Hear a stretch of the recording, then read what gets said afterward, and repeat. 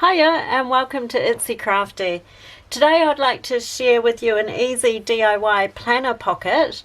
I've made this one for my B6 ring planner. You can just adjust the size of it to the planner page that fits your ring planner, or you can indeed modify it to also fit a traveller's notebook. This pocket here I've made with the Rainy Days kit from Planners Anonymous. It just has a little pocket on the front here to store things, and then I've got a much larger pocket at the back here where I have a whole heap of stickers. I think it's not the entire sticker kit, but I think it's about 14 pages of stickers in there, and that fits in there super easily. It just slides in like that.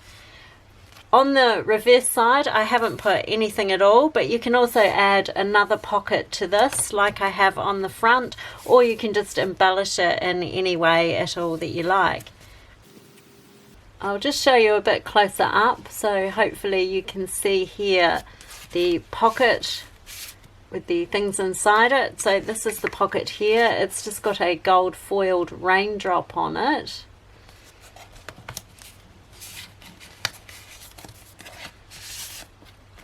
And then inside here I've used some die cuts from the kit, some flower die cuts, which are glued to the back of this, and then I've cut around those for the front, and then that's how we can access everything that's in there. What I'd like to do in this tutorial is just make a similar pocket using the Sail and Sea kit, which is the last kit that I've received. I'll use this piece of pattern paper from Sail and Sea for the pocket, and then I'm going to use the acetate that came in the kit with these little boats on it, and that will be the pocket sitting on the front. First thing to do is work out the size of your pocket, and it basically is the size of your planner page. My planner page is 7 inches high and 5.3 inches wide. That's 13.5 centimetres wide if you work in centimetres, but you can easily convert on Google. What I need to do is score my piece of paper or fold it to be along the bottom here at 7 inches, and then along here at 5.3 inches, and then at 10.6 inches. So it'll be like two pieces of paper sitting beside each other. I'm going to use my trim and scoreboard for this, but you can just fold using a metal ruler. I've put the reverse side of the paper facing me. So here's the top here. I want to score at the bottom of the page, which is 7 inches.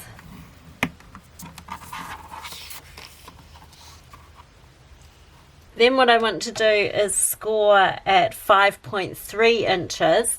Now 5.3 inches is about 5 5/16 of an inch. I don't actually have this on the scoreboard because it only works in 1/8 of an inch measurements. Score it at 10 5/8 of an inch, which is here. And that 10 5/8 of an inch is like two of my planner pages sitting beside each other. And then I fold along these score lines. So this is folding up at the 7 inch height, which is my planner page height. And this is just to make a nice sharp edge on it. You can also use a metal ruler or something to do that if you don't have one of these. And I want to fold this score line, which was at 10 5/8 of an inch.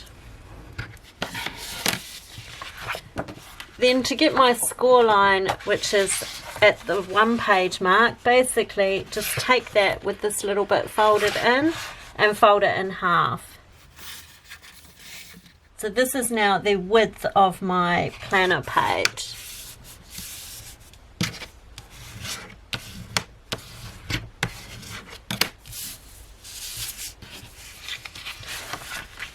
If I fold all of this up like so, then this here is the size of my planner page.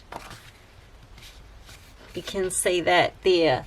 So that's what you need to do to make it the size to suit your ring planner. The next step now is to open it up and just trim this side down a little bit, because this side we glue up and we basically only want enough to glue. If you don't have a paper trimmer, then just use scissors just to trim this edge a little bit.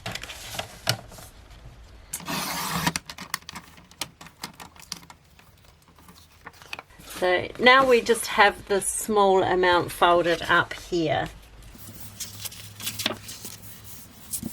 I'll just unfold the piece of paper and I'm just going to remove this section here. So just cutting up at the halfway fold. Scissors are a bit better for straight lines. You could use your paper trimmer to do this. I think scissors are a lot easier.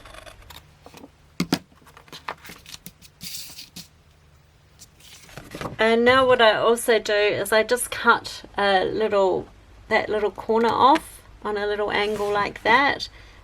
And then the same with this corner, I just cut an angle like so. And now if you put adhesive along here and along here and fold those sides in and close it, you have an opening pocket. So it'll be like the basic structure of this pocket here, where you can put stickers, etc. in it. To access things that you put inside it, it's nice to have some sort of cutout on here. You can just make a half moon knot with a circle punch, or you can cut a shape, or you can do whatever you like really. What I've done with this one is I just stuck some of the die cuts on the reverse side and then cut around those to have the shaped pocket like so. I might do something similar with this, but I might use the waves to try and create some sort of a pocket. Just looking at the pattern, I'm going to cut along here. And then along the top of this wave. And this wave, and I might just try cutting this wave here and see what that looks like.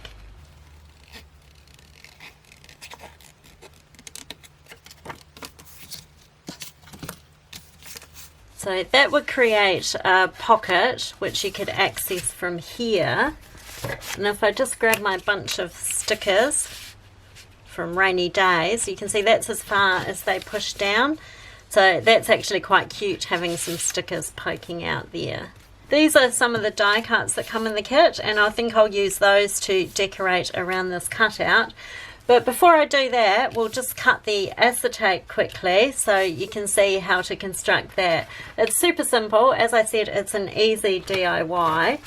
If you look at the pocket that I've made here, it's basically just got a rectangle of acetate on the front here. In this case, I lined up the top of the acetate with the top of the window, and it's also approximately half the height. So what you need to do is cut your acetate or another patterned paper, whatever you're using for your pocket. If you just cut that at a rectangle, which is the same width as your page, and then wherever you want it on the page, if you want a small pocket to slip things in, or if you want a bigger pocket. I'm going to cut just under this little boat here. I want to cut the width of the page. So a good way of doing that is just to lay your page down and then lay your acetate on top. And then of course remove the page.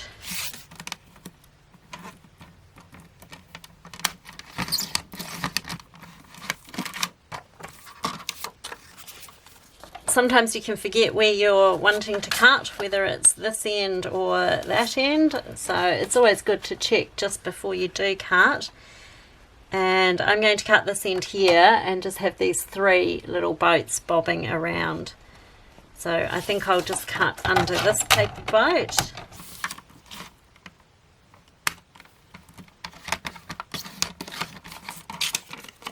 So here I have my little rectangle to pop on there.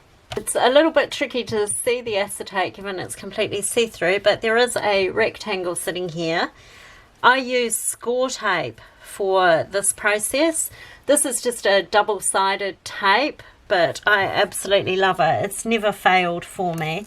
It's also really nice because you can just tear it.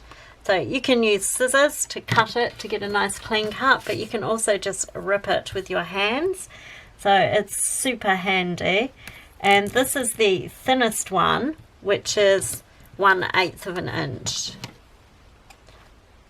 All I'm doing here is putting score tape along the very edge of the 3 sides that I want to glue down. So you can see how much you get on the roll when it's new.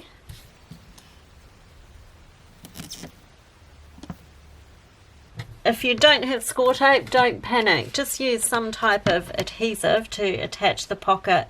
It's just when you're working with acetate, it's good to have a nice clean edge rather than just dolloping hot glue or something like that on it.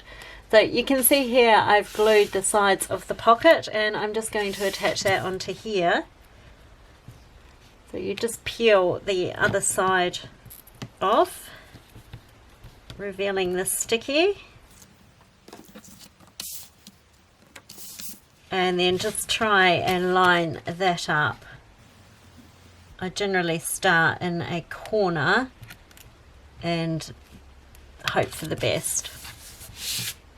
So there I've attached the pocket, you can see that there, and you can just pop whatever you like inside that pocket. Then attaching this, I do the same thing. I use score tape along here, so you just want to put some type of adhesive to attach that.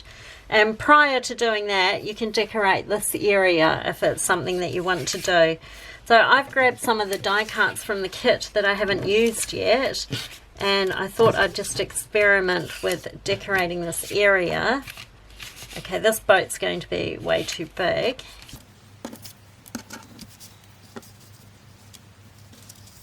I'm just thinking with the waves it would be quite nice to have something sort of bouncing around on the waves, like maybe a message in a bottle. That could be quite cute. Or there's a seagull that could just be flying around the waves. I do like the idea of this bobbing around in the water. Of course, when you put the stickers in it, it's going to cover most of what you do anyway, so there'll only be a little bit showing. So I might actually put a bird up in the corner. I've got this American Craft Sticky Thumb adhesive, so I'm just going to use a little bit of that on my bird. And then pop him over here.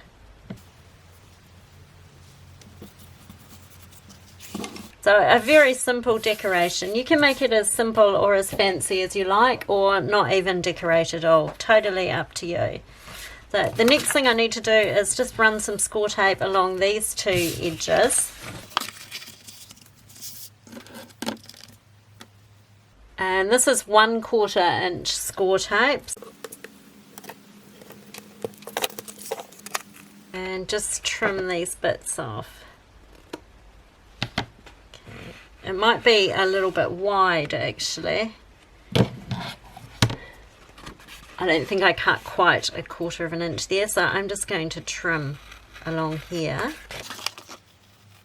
Just to trim the excess adhesive off. And then pop some score tape up here.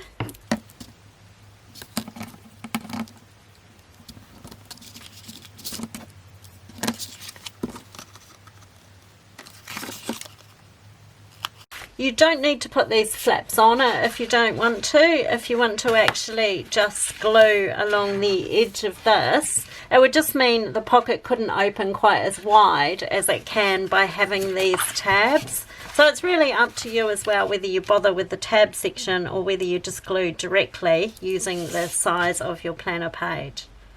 I hope you understand that. I hope I'm making sense.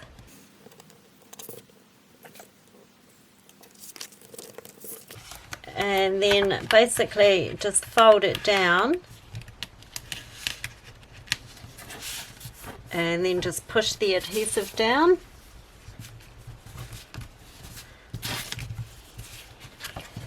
And you can see there your pocket is complete. I'll just put some cards and some die cuts in here so you can see how this would work in a planner. We haven't actually punched holes in it. There we go, we need to do that. So to punch holes, use whatever you have to punch holes, whether that's even just putting your page down, marking it and using a single hole punch, whatever you have. I have one of these We Are Memory Keepers planner punch boards, although this might be too thick to get through. When I've made these in the past, I've punched the acetate separately from the paper, but I completely forgot to do that today.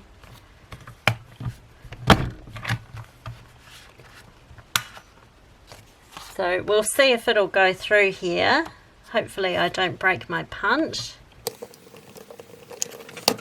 Wow, that took some persuading to punch through there.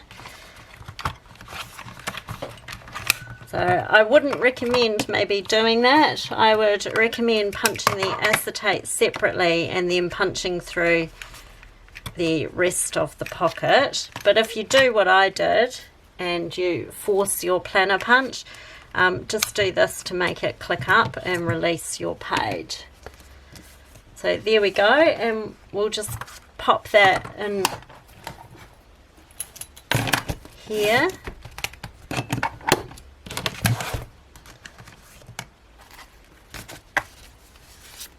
We'll put our stickers.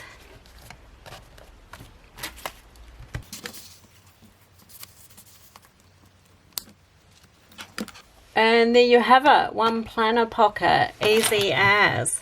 So hopefully you could follow that, and hopefully that inspires you to make something. You can also put a similar pocket on the reverse side of it here, and that way you can add even more things. Or you can attach, for example, the pocket that comes in the kit. Sale and C-Kit comes with this pocket die cut here, where you basically just fold these sides up and put adhesive on those three sides, and then you can attach that there, and then you can put your stickers example in there, and then you have another pocket. So totally up to you what you do with the reverse side of it, but hopefully this gives you a few ideas. I've enjoyed making something today, and hopefully you've enjoyed following along, and maybe I'll see you in my next video. Bye!